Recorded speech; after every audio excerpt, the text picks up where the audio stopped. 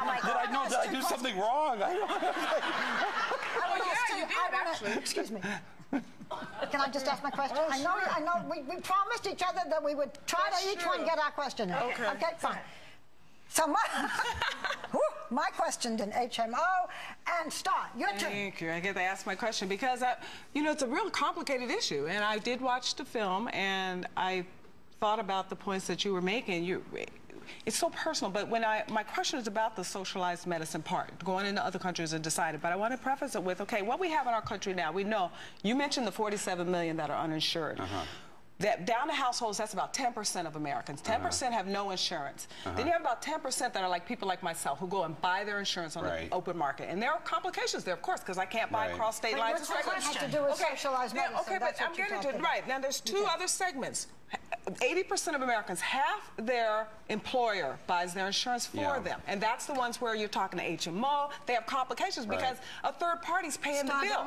Socialized medicine. The other half, I lived in that. I lived on welfare. That other half, 50% of that group, the government already pays for. And my question is, why would you go to a foreign country? You know, you talk about... Got the question. I have the answer. As opposed to go to South Central LA or South Dallas or North Philly. First of all, ask anyone's grandparent here what they think of the Social Security. We don't work for the poor. You put education in there, and it doesn't work for the poor. Let me answer.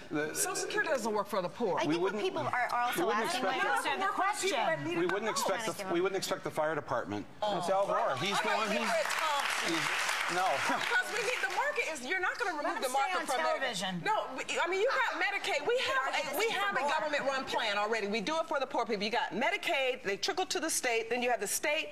That's not working. That's what you want for everybody. I just want to say to you, listen, I want to say to you, as a born-again Christian, I want to say to you that... You're a born-again Christian? No, I'm saying you're I'm a Catholic. I go to church. Oh, because me as a born-again. Yes, and I want to say that Jesus told us that we would be judged by how we treat the least among us.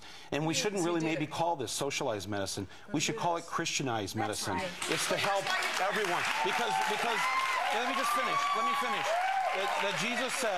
Jesus said that in order to get to heaven, he says, I'm going to ask you questions. I'm going to say, when I was hungry, did you feed me? When I was homeless... He didn't say go in your neighbor's pocket and make them do it. He said individually, we all you should collectively do it. We all collectively No, he did not say that. Folks, we are a live program and we just have so much time, and we're being told that this is controversial.